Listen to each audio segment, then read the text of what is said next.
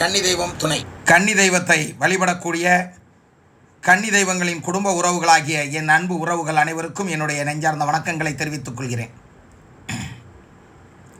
நேரடியாக கேள்வி பதிலுக்குள் செல்வோம். கன்னி தெய்வமே துணை. கன்னி தெய்வத்தின் அருமையை முழுமையாக புரிய வைத்து அவர்களை உணர வைத்த பெருமை தங்களையே சேரும். காலத்தினால் நம் வழக்கிலிருந்து மறைந்து போன பொக்கிசம்தான் கன்னி தெய்வ வழிபாடு. அதனை மீட்டெடுத்து உலகெங்கிலும் உள்ள கன்னிகளை உயிர்ப்பித்து அனைவரையும் வாழ வைக்க உங்களால் உருவானதுதான் நமது கன்னி தெய்வ சேனல். மனதிலிருந்து இனம் புரியாத பயம் மற்றும் கலக்கத்தை போக்கி அளப்பெரிய நம்பிக்கையை அளித்தது நம் சேனல். வரும் உங்கள் வார்த்தைகள் தான்.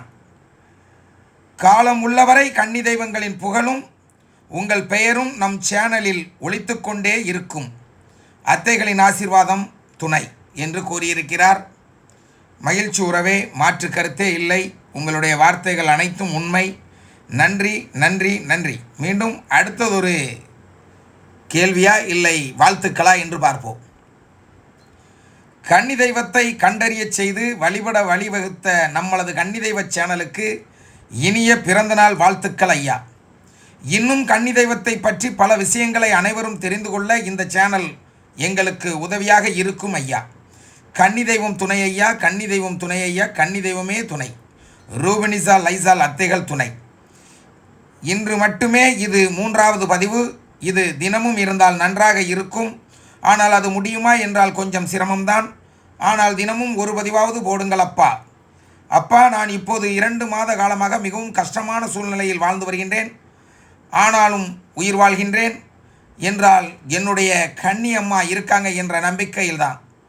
வாழ்க்கையே ஒவ்வொரு நாளும் போராட்டம்தான். அந்த போராட்டத்தின் கொஞ்சம் சந்தோஷமாக இருந்தால் அது உங்களுடைய பதிவை கேட்டுத்தான். அதனால் தினமும் எப்படியாவது ஒரு பதிவு போடுங்கள் அப்பா, ப்ளீஸ் அப்பா. பதிவு போட முடியாது என்ற சூழ்நிலையில் ஏதாவது ஒரு மெசேஜ் நம் கன்னி தெய்வ உறவுகளுக்கு போடுங்கள் அப்பா. உங்களுடைய குரல் ஓசையை நாங்கள் தினமும் கேட்க வேண்டும் அப்பா. உங்களுடைய பேச்சில் ஏதோ ஒன்று இருக்கிறதப்பா. அதை கேட்கும் பொழுது ஒரு இனம் புரியாத சந்தோஷம் அப்பா. வணக்கம் அப்பா. கன்னி தெய்வமே துணையப்பா. அத்தைமார்கள் திருவிழா எப்போ என்பது எனக்கு சரியாக தெரியவில்லை அப்பா.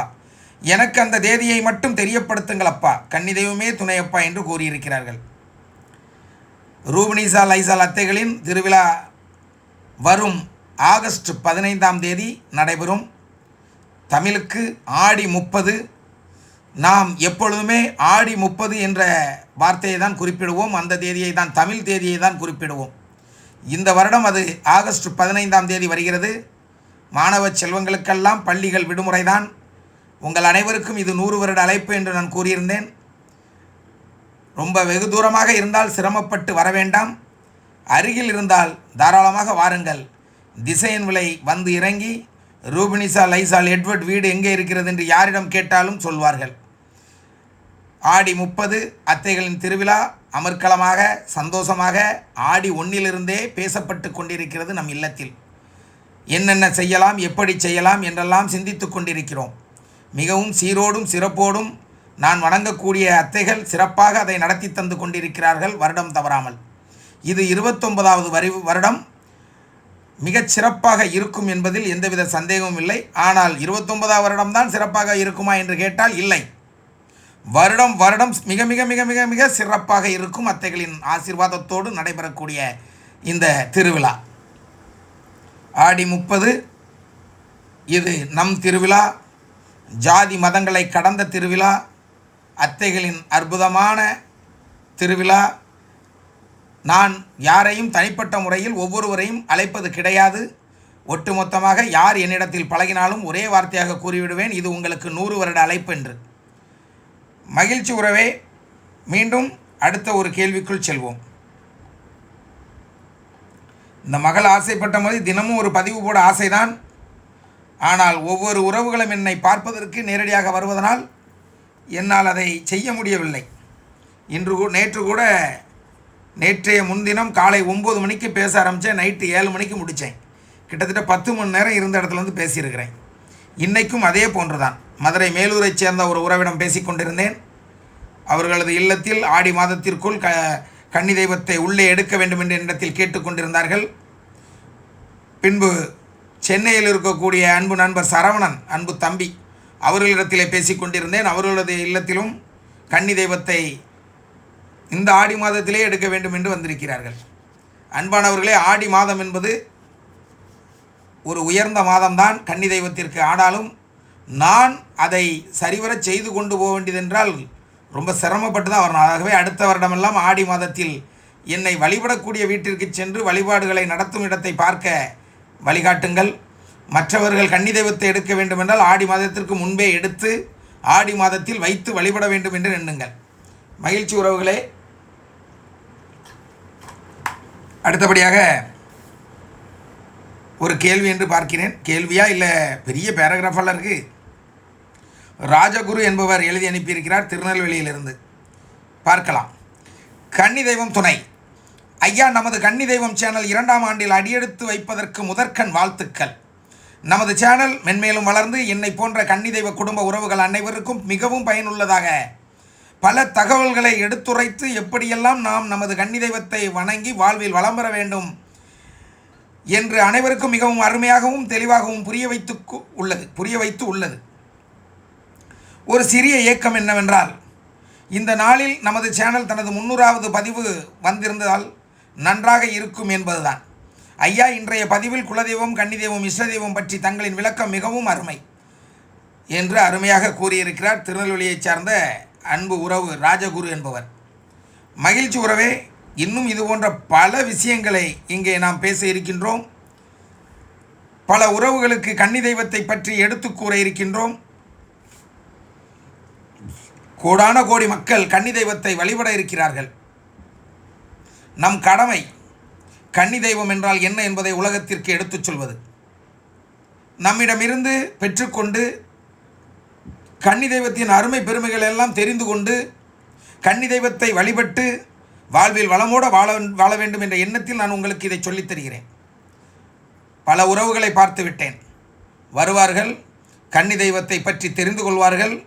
பின்பு நல்ல வாழ்க்கை வந்தவுடன் என்னையும் மறந்து விடுவார்கள், கன்னி தெய்வத்தையும் அசால்ட்டாக நினைத்து விடுவார்கள். அது மிகப்பெரிய தவறு. ஒரு கன்னி தெய்வத்தை வழிகாட்டியாக இருந்து வழிகாட்டி உங்களுக்கு நான் தருவதென்றால் அந்த கன்னி தெய்வத்தை நீங்கள் வழிபட்டு வாழ்வில் முன்னேற வேண்டும் என்ற ஒரே நோக்கம்தான். ஆனாலும் கொஞ்ச காலமாவது என்னுடன் சேர்ந்து பயணம் செய்யுங்கள். அப்படி பயணம் செய்தால் மட்டும்தான் உங்களுக்கு ஏதாவது இடையூறுகள் வந்தால் கன்னி தெய்வத்தை இவ்வாறு வணங்கு என்று நான் கூற முடியும். கன்னி தெய்வத்திடம் ஏதாவது தவறுதலாக வணங்கிவிட்டால் இதை சரி செய்து வணங்கு என்று கூற முடியும். நீ என்னிடத்தில் தொடர்பு கொள்ளவில்லை என்றால், தொடர்பு வைக்கவில்லை என்றால் நான் உன்னை விட்டு விலகிச் சென்று கொண்டே இருப்பேன். நான் உன்னோடு கூடவே இருப்பேன் என்றெல்லாம் கூற மாட்டேன். ஏனென்றால் வருகின்ற பிள்ளைகளுக்கு நான் சொல்லிக் கொடுக்க வேண்டிய வேலை நிறைய இருக்கிறது. புதிதாக வர வேண்டிய குழந்தைகளுக்கு கன்னி தெய்வத்தை பற்றி எடுத்துரைக்கக்கூடிய ஒரு இடத்தில் நான் இருக்கிறேன். ஆகவே வரக்கூடிய உறவுகளிடத்தில் பேசுவதற்கே நேரமில்லை. கூட இருக்கக்கூடிய உறவுகளிடத்திலாம் பேச இருக்க நேரம் இருக்கிறது. ஆனாலும் கூட நீ என்னை விட்டு விலகாதே. என்னோடு கூட நீ இருக்கும் பொழுது உன்னுடைய வீட்டிற்கு எப்பமா ஒரு அட்டை வரக்கூடிய ஒரு சூழ்நிலை அமையும். அப்படி அமையும் பொழுது உங்கள் வீட்டில் ஏதாவது குறைகள் இருந்தால் கன்னி தெய்வத்திற்கு அதை நான் சரி செய்து தர இயலும். இதற்கு பொன்னோ பொருளோ காசோ பணமோ கிடையவே கிடையாது. தச்சனை கிடையவே கிடையாது. போக்குவரத்து செலவு கிடையவே கிடையாது. இப்படி சொல்லிக்கொண்டே போகலாம். ஆகவே அன்பு பிள்ளைகளே, ஏதோ இவரிடத்தில் பழகினோம், கன்னி தெய்வத்தை எடுத்து தந்து விட்டார், இனி இவர் தேவையில்லை என்று கழித்துவிட்டு சென்று விடாதீர்கள். அது மிகப்பெரிய தவறு. நாம் ஒன்றா பழகிறதுனாலேயோ எதுலேயுமே எந்த எதிர்பார்ப்பும் கிடையாது. நீங்கள் பழகுவதால் நான் அந்த கன்னி தெய்வத்தை மறுபடியும் மீண்டும் மீண்டும் வந்து பார்க்க முடியும். உங்களிடத்தில் நான் பேசும்பொழுது சில தவறுகள் இருந்தால் அதை சரி செய்து தர முடியும். ஆகவே தான் உங்களுக்கு நான் அவ்வாறு சொல்லி தந்து கொண்டிருக்கிறேன். தவறாக இல்லை. மகிழ்ச்சி. மீண்டும் அடுத்த ஒரு கேள்விக்குள் செல்வோம். கன்னி தெய்வ சேனலை வழிநடத்தி கொண்டிருக்கும் அண்ணனும் அத்தை தெய்வங்கள் எங்களுக்கு கொடுத்த மிகப்பெரிய பொக்கிஷம். சுயநலமில்லாத ஆன்மீக சிந்தனையால் தான் நாங்கள் எங்கள் கன்னி தெய்வத்தை அறிந்து வழிபட முடிந்தது. எங்கள் கன்னியம்மாவிற்கு தினமும் விளக்கேற்றி தண்ணீர் வைத்து வழிபடுகிறோம். இதற்கு நம் கன்னி தெய்வ சேனல் மட்டுமே காரணம். நம் சேனலையும் நம் அண்ணனையும் பாராட்ட வார்த்தைகளே இல்லை. என்றென்றும் கன்னி தெய்வங்களே துணை என்று கூறிய அன்பு உறவுக்கு மகிழ்ச்சி. நல்லபடியாக வழிபடுங்கள். அந்த கன்னி தெய்வங்கள் எல்லாம் உங்களை ஆசீர்வதிக்கட்டும். மகிழ்ச்சி உறவே, மீண்டும் ஒரு ஆடியோவை கேட்போம். ஆடியோவை கேட்டு அதற்கான பதிலளிப்போம். எனக்கு அம்மா அப்பா இல்லைங்கிறது நம்ம கன்னிதெய்வம் அம்மாவுக்கு தெரியுமோ என்னவோ தெரியலப்பா. அப்படியே அம்மாவுமா அப்பாவுமா உங்களை அனுப்பியிருக்காங்கப்பா. அதே மாதிரி நீங்கள் காட்டுற பாசம், நீங்கள் பேசுகிற ஒவ்வொரு வார்த்தையும் எங்களுக்கு அவ்வளோ உரிமையாக இருக்குது அப்பா. கண்டிப்பாக இதெல்லாம் எந்த கோயிலுக்கு போனாலும் கிடைக்காது, எந்த மனுஷங்கள்கிட்டையும் உண்மையாக கிடைக்காதுப்பா. சத்தியமாக சொல்கிறேன். அந்த கன்னி அம்மாவுக்கு நன்றி சொல்லிக்கிட்டே இருப்போம்ப்பா. நன்றி நன்றி நன்றி அம்மான்னு.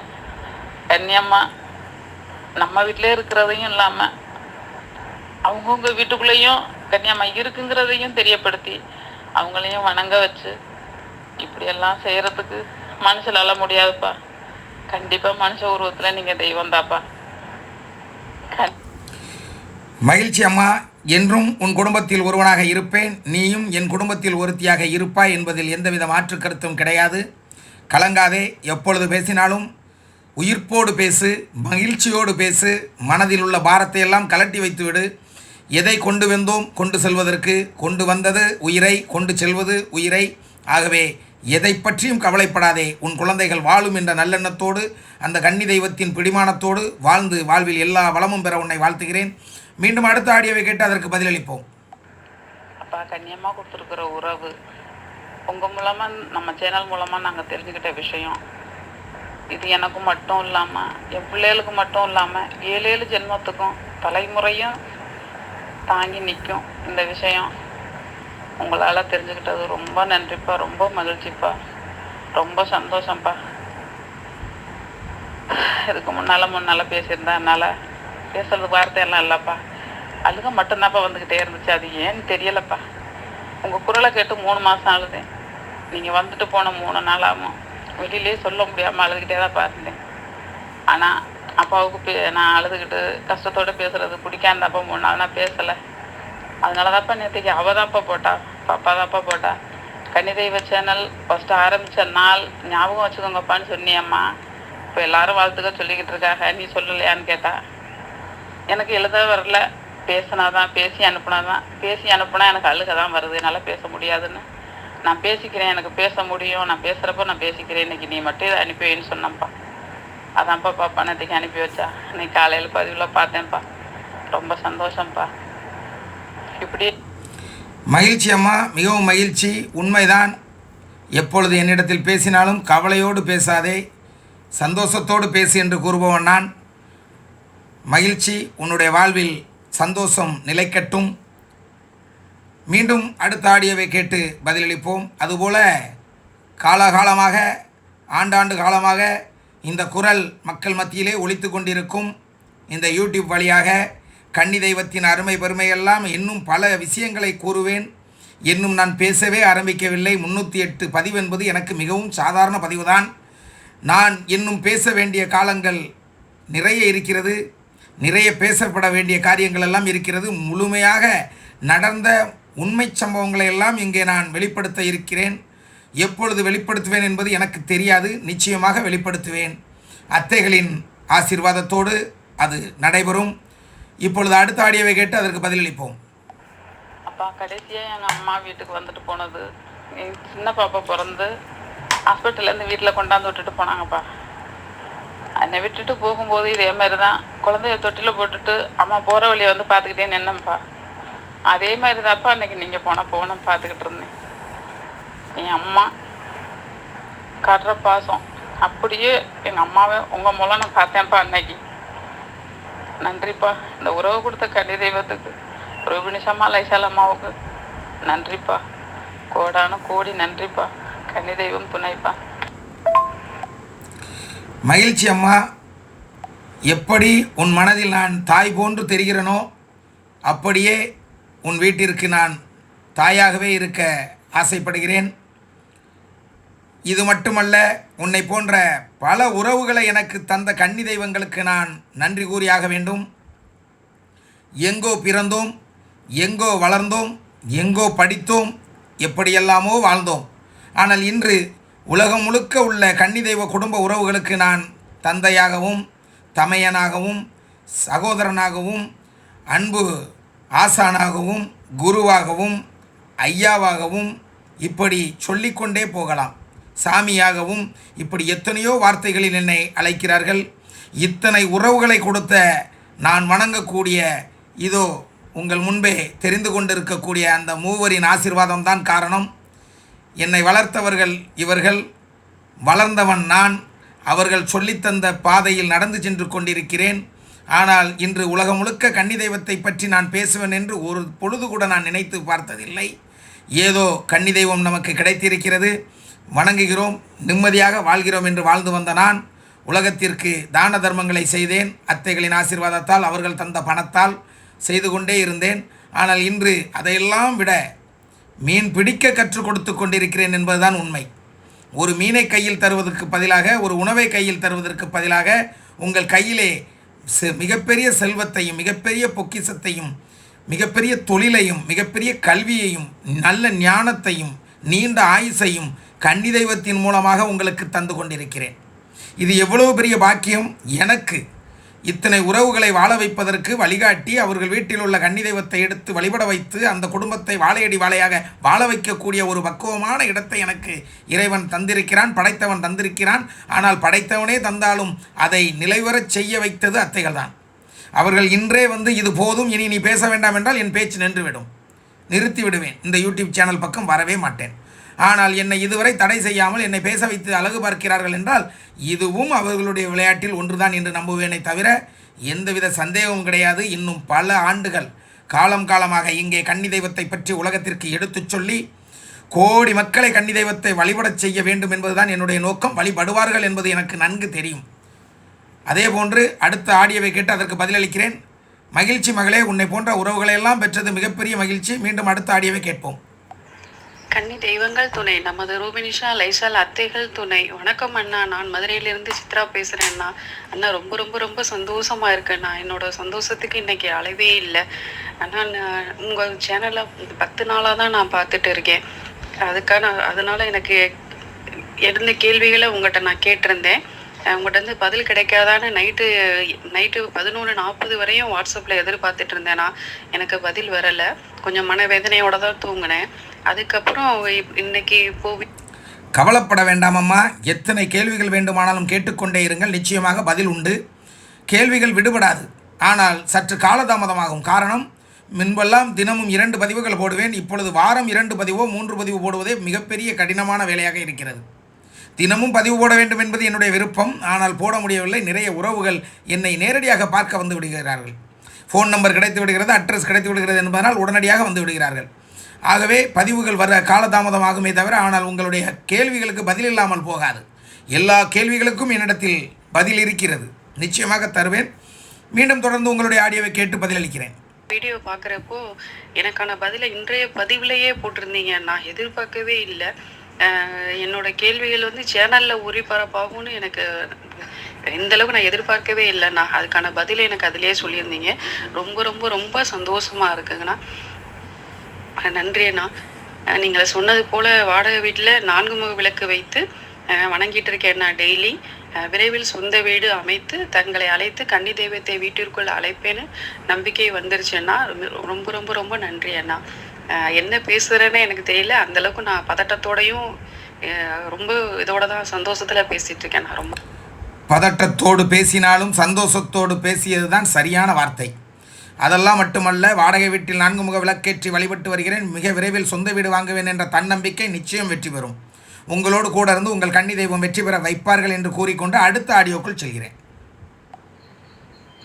கன்னி தெய்வம் துணை, கன்னி தெய்வம் துணை, கன்னி தெய்வங்களே துணை. ஐயா, 297வது பதிவில் கனிராஜ் அவர்கள் கூறிய செய்திக்கு அவர் கூறிய செய்தியை விட நீங்கள் கூறியிருக்கும் பதில் மிகவும் அருமை, உண்மையான பதில். நிறைய வீட்டில் கன்னிகள் இல்லாமலும் இருக்கலாம். அதற்காக நீங்கள் சொல்லிய பதில் மிகவும் அருமை, என் மனதை கவர்ந்தது. நன்றி, வணக்கம். மிக்க மகிழ்ச்சி அம்மா. அவர் மட்டுமல்ல, எவர் எந்த கேள்வி கேட்டாலும் பதில் உண்டு, பதில் இருக்கிறது என்பதை தெளிவாக கூறிக்கொண்டு மீண்டும் அடுத்த ஆடியோவை கேட்டு அதற்கான பதில் அளிக்கிறேன். அண்ணா வணக்கம்ண்ணா. என் கேள்விக்கு நீங்கள் பதில் சொன்னதுக்கு ரொம்ப ரொம்ப தேங்க்ஸ்ண்ணா. அந்த தம்பி உங்களை பற்றி சொல்கிறப்ப ரொம்ப கண்ணே கலங்குச்சுன்னா. எனக்கு அது நீங்கள் கன்னி தெய்வத்தோட மூத்த மக, அதான் உண்மை. அப்புறம்னா என்னோட கேள்வி என்னன்னா, அதாவது ட்ரெஸ்ஸு நம்ம பெட்டியில் வச்சுருக்கோம் இல்லையா, இந்த ஆடி மாதம் வருது இல்லையா, அந்த ஆடி மாதம் நம்ம அந்த ட்ரெஸ்ஸை இன்னொரு குழந்தைக்கு கொடுத்துட்டு வேற ஒரு புதுசாக எடுத்து வைக்கணுமா, இல்லை நம்ம இதுவே இருந்து அடுத்த ஆடிக்கு மாற்றவா? அதுதானா என்னோட கேள்வி. ஆடி மாதத்திற்கு 2 நாளுக்கு முன்பாக கன்னி தெய்வத்தை எடுத்தாலும் கூட ஆடி மாதத்தில் அந்த துணிகளை மாற்றி புது துணி வைத்து பழைய துணியை ஒரு குழந்தைக்கு கொடுத்து, பழைய துணின்னு சொல்லக்கூடாது, கன்னிக்கு வைக்கப்பட்டிருந்த ஒரு துணியை ஒரு குழந்தைக்கு கொடுத்து அந்த குழந்தையை அழகு பார்ப்பது தான் சரியே தவிர எந்தவித சந்தேகமும் வேண்டாம். கன்னி தெய்வங்களுக்கு வைக்கப்பட்ட துணிகள் மற்றும் வளையல் ஜீப்பு கண்ணாடி ஆகியவற்றை வெளியில் எடுக்க வேண்டும். பதி தேங்காயை வெளியில் எடுக்கக்கூடாது, படி நூலை வெளியில் எடுக்கக்கூடாது. மற்றும் கன்னி தெய்வத்திற்கு தேவையான அனைத்து வகை பல வகைகளும் பணியாரம், பாயாசம் மற்றும் பாலும் பழம் இவையெல்லாம் வைத்து நீங்கள் வழிபட்டு அந்த புது துணியை பக்கத்தில் வைத்துவிட்டு ஏற்கனவே போட்டிருந்த கன்னி தெய்வத்திற்கு வைக்கப்பட்டிருந்த துணியை கொஞ்சம் தள்ளி வைத்து பின்பு பூஜை முடிந்தவுடன் அந்த கன்னி தெய்வத்திற்கு ஏற்கனவே வைத்திருந்த துணியை எடுத்து ஒரு குழந்தைக்கு கொடுத்து அந்த பொருட்களையும் கொடுத்து அந்த குழந்தையை அழகு பார்க்க வேண்டும். மகிழ்ச்சி உறவை மீண்டும் அடுத்த ஆடியோவை கேட்டு பதில் சொல்கிறேன். இந்த ட்ரெஸ்ஸு எதுக்காக கேட்குறேன்னா, இப்போ தான் நம்ம எடுத்து வச்சுருக்குறோம், அதனால் நான் கேட்குறேன்னா, இந்த ஆடிக்கே மாற்றி இது வேறு ட்ரெஸ்ஸு புதுசாக எடுத்து வச்சிடலாமா, இல்லை வேறு இது அடுத்த ஆடியில் மாற்றிக்கலாமா அப்படின்றது என் சந்தேகம்னா. அந்த சந்தேகம் வேண்டவே வேண்டாம். நான் ஏற்கனவே தெளிவாக கூறிவிட்டேன். 2 நாட்களுக்கு முன்பாக கன்னி தெய்வத்தை எடுத்து வழிபட்டிருந்தாலும் கூட ஆடி மாதத்தில் அந்த கன்னி தெய்வத்திற்கு புது துணிகள் மற்றும் தேவையான பொருட்கள் அனைத்தும் புதிதாக வாங்கி வைத்துவிட்டு ஏற்கனவே வைக்கப்பட்டிருந்ததை எடுத்து கொடுத்து விட வேண்டும். மகிழ்ச்சி. மீண்டும் உங்களுடைய ஆடியோவை கேட்போம். ரொம்ப நன்றி. அதே மாதிரி எத்தனாவது ஆடியில் என்ன கிழமை வச்சு கும்பிடலாம்? செவ்வாய் சனின்னு சொல்லியிருக்கீங்கன்னா அது எப்படின்னு எனக்கு கொஞ்சம் சொல்ல. அப்படியெல்லாம் ஒரு இடத்திலும் கூறியிருக்க மாட்டேன். செவ்வாய்க்கிழமை கும்பிடுங்க, சனிக்கிழமை கும்பிடுங்கன்னு. சனி உகர்ந்த நாள் என்று கூறியிருப்பேன். ஆடியில் அனைத்து நாட்களும் மிக அருமையான நாட்கள் தான். இந்த நாளில் வணங்கலாமா, இந்த நாளில் வணங்கலாமா என்று கேட்டால் எந்த நாளில் வேண்டுமானாலும் வணங்கு, அங்கே உன் கன்னியம்மா வருகை தந்து உன்னை ஆசீர்வதிப்பார்கள் என்று கூறுவேனே தவிர செவ்வாய் சனி என்று குறித்து கூறுபவன் நான் அல்ல. ஒருவேளை நான் கூறியிருந்தால் ஆடிப்பெருக்கில் நீ வழிபடு என்று கூறியிருப்பேன். ஆனால் தனிப்பட்ட முறையில் செவ்வாய்க்கிழமை என் வாயில் அவ்வளவு எளிதாக வராது. வந்திருந்தாலும் கூட அந்த நாளும் நன்னாளே. மகிழ்ச்சி. மீண்டும் அடுத்த ஆடியோ. அண்ணா 48வது நாளும் ஆடி மாதம் தான் வருது, ஆடி 7. மகிழ்ச்சி அம்மா. 48வது நாளும் வருது என்று கூறியிருக்கிறீர்கள். எனக்கு ஆடி வந்த பிறகு 48வது நாள் முக்கியமல்ல, அந்த ஆடி தான் முக்கியம். அழகாக வைத்து வழிபட்டு வாழ்வில் நலம் பெறுங்கள். மீண்டும் அடுத்த ஆடியோவை கேட்டு அதற்கான பதிலளிக்கிறேன். கன்னி தெய்வமே துணை, கன்னி தெய்வத்தின் மூத்த மகனே, எங்கள் குருவே. அண்ணா, நான் மேலாமத்தூர்ல இருந்து ராஜி பேசுறேன்னா. திருப்பூர் ராஜின்னு சேவ் பண்ணியிருப்பீங்கண்ணா. அண்ணா, இது 18 ஆடி 18 அன்னைக்கு எங்கள் கன்னிப்பதியில் சேவல் அறுத்து காவு கொடுக்கணும் அப்படின்னு சொல்கிறாங்கண்ணா. அன்னைக்கு பண்ணலைங்கண்ணா. அதை ஆடி 18 அன்னைக்கு பண்ணணுன்றாங்கண்ணா. 2வது பௌர்ணமி, ஆடி பௌர்ணமி அன்னைக்கு குத்து விளக்கு எல்லா வீட்டில் இருந்தும் அவங்கவுங்க நம்ம பங்காளிங்க எல்லாருமே கொண்டு வச்சு நம்ம பூஜை பண்ணலாம் அப்படின்னு சொல்கிறாங்கண்ணா. எனக்கு ஒன்றும் புரியலைங்கண்ணா. எனக்கு இதுக்கு விளக்கம் கொடுங்கண்ணா. ஏதாவது தவறாக இருந்தால் மன்னிச்சுக்கோங்கண்ணா. கேள்வி கேட்டது தவறல்ல, ஆனால் அவர்கள் வழிபட போகின்ற முறைகள் தவறு. கன்னி தெய்வத்தின் பூஜைக்கு அதை அறுத்து வைக்கவா இதை அறுத்து வைக்கவா என்று உயிர் பலி கொடுப்பது தவறு. உங்கள் வீட்டில் உள்ள குத்துவிளக்கெல்லாம் எடுத்துக்கொண்டு கன்னியின் பதியில் வைத்து வழிபட வேண்டும் என்று கூறுவது தவறு. மொத்தத்தில் அங்கு ஏதோ ஒரு குழப்பவாதிகள் இருக்கிறார்கள் என்பது தெரிகிறது. மேலும் இதை பற்றி நான் தெளிவாக கூற வேண்டும் என்றால் எனக்கு நீங்கள் ஃபோன் செய்யுங்கள், ஃபோனில் பேசிக்கொள்ளலாம். இல்லை இங்கே ஆடியோ போட்டால் கூட ஆடியோவுக்கு பதில் தர காத்திருக்கிறேன். ஆனால் குழப்பம் வேண்டாம், நீங்களும் சண்டை போட்டு விட வேண்டாம். ஏனென்றால் ஒருவர் இங்கே பேசி எதுவும் நடக்காது. உங்களுக்கு மொத்தம் எத்தனை பேர் அங்கே இருக்கிறார்கள் என்பது எனக்கு தெரியாது. உங்கள் குடும்பத்தில் இருக்கக்கூடியவர்களிடம் நம்ம கன்னி தெய்வ சேனலை காட்டுங்கள், அதில் பயன் பெறுவார்கள். வழிபடத் தெரியாமல் வழிபட்டு வாழ்க்கையை தொலைத்துவிட்டு பின்பு வாழ்க்கையை தேடி அலைய வேண்டாம் என்று கூறிக்கொண்டு அடுத்த ஆடியோக்கு செல்கிறேன். கன்னி தெய்வம்